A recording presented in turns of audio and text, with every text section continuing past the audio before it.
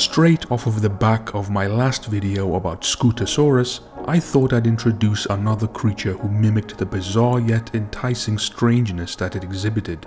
But their common oddity is not the only thing these two creatures shared.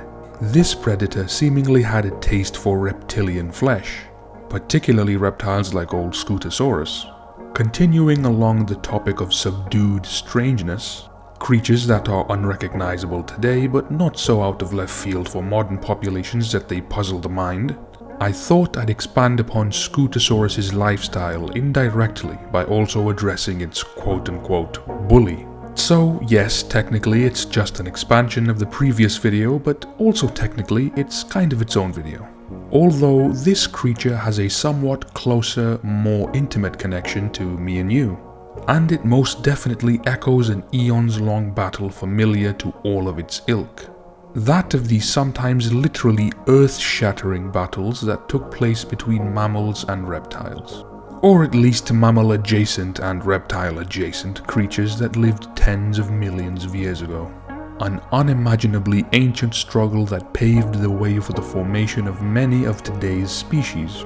Without this perilous tussle, life most certainly would have looked very, very different to how it does today. At least for the more macroscopic tetrapod species, insects and fish have their own thing going on. Though it honestly wouldn't surprise me if the clash between sauropsids and synapsids somehow affected the trajectory of insect evolution. Although you might have a hard time mapping out how the millions of species of insects have been indirectly molded by an outside conflict. The reverberations of this conflict were so significant in fact that many mammalian species today, over 60 million years since essentially the last pages of that war had been penned and the victor had been crowned, still continue to quake in abject darkness, cowering from the phantoms of their long-dead scaled oppressors whose bones now cast mineralized carcasses amongst weighty sediment. It has shaped the evolution of mammalian species everywhere and has fundamentally become part and parcel of who we are, telling the story of our once fearful, wide-eyed past. It's kind of crazy to think about the fact that sauropsid dominance was so prevalent that even the millionth removed generation of their victims' progeny still bear the marks of their tyranny. Kind of like genetic bruises and welts that litter our genomes, even to this day. Although this particular metaphorical skirmish showed an inverse of the established, quite frankly, abusive relationship. The proto-mammal in this case predated upon the reptiliform. Not a very common sight, needless to say. Anyway, enough of the aggrandizing sidetracked lecture. The topic of this video is Inostrancevia. Apologies in advance, I'm not the best at pronouncing this particular name. It's quite a grisly looking creature, as I'm sure you must have seen from the thumbnail. Inostrancevia was a synapsid, like all modern mammals on Earth today, but it was of a distinct type.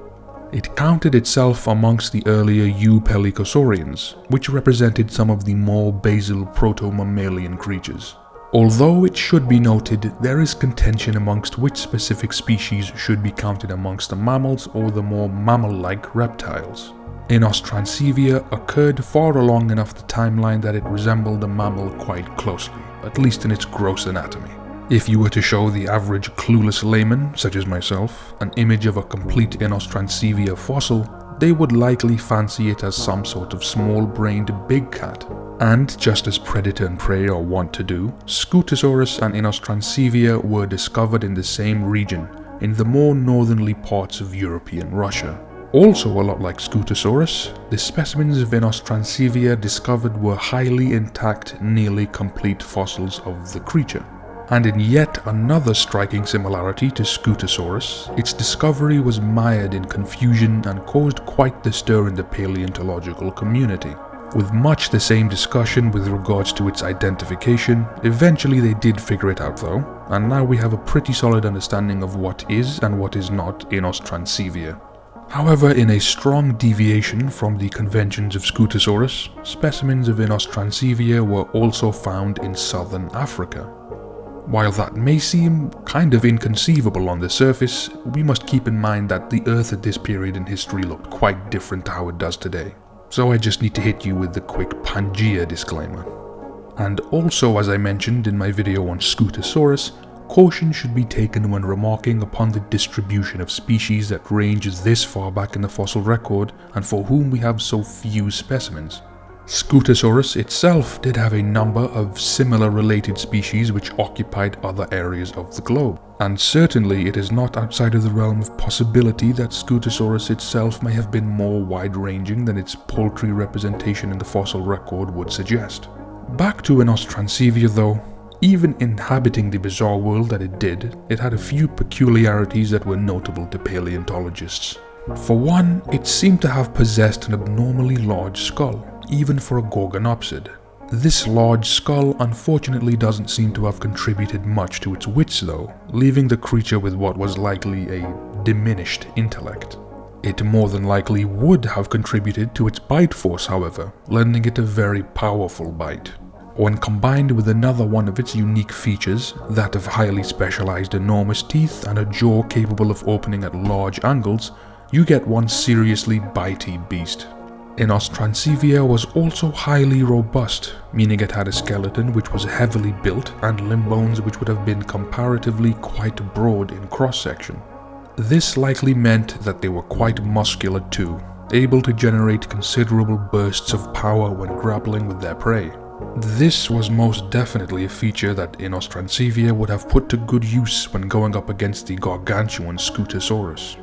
The size estimates provided for Inostrancevia are unlikely to be the most accurate as a consequence of just how underrepresented it is in the fossil record.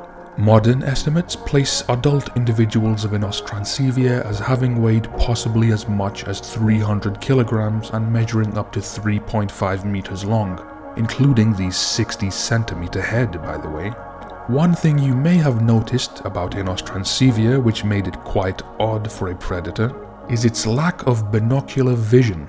Typically, predators have their eyes firmly affixed to a plane of equal elevation squarely at the front of their head, relatively close together and aimed in the same direction such that the visual fields of both eyes overlap to a considerable degree, granting the predator a much greater sense of depth perception. Inostrancevia seems to have lacked this trait, which raises questions of how exactly it hunted. On the surface, it does seem difficult to square this trait away with its other more predator-like features, but it is the opinion of many researchers that this is unlikely to have hindered Inostrancevia much. It is evident from its large distribution and range that it was likely a highly successful predator. And its other traits such as its well-developed olfactory capabilities are likely to have made up for what it lacked in competent stereoscopic vision. The considerable size of Inostrancevia suggests that it was probably an ambush hunter. Such a muscle-bound, robust frame would have been unconducive to lengthy pursuits of diurnal prey. Similar to many other saber-teeth, it may have waited in hiding for prey to approach, whereupon it would have quickly ran to its flank, pounced upon it and grappled it to the ground.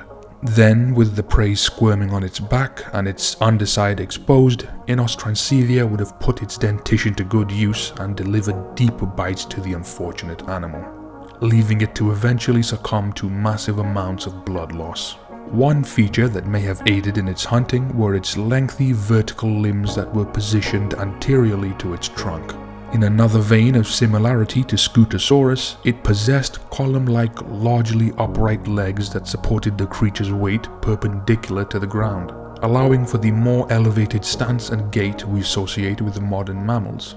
As mentioned in the previous video, much of the evolution of Scutosaurus had to do with increasing specialization. One of those motivational extremes was with regards to an increasing pressure put onto Scutosaurus from large, threatening predators in its habitat.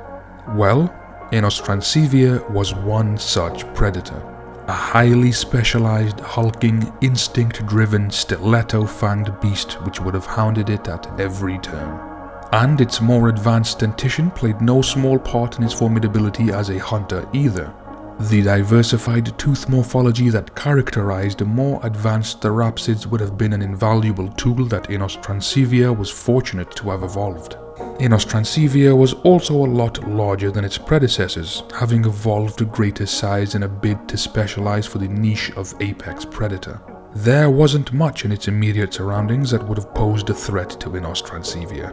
It's little wonder Scutosaurus evolved the way it had when its predators shared its same penchant for extreme specialization.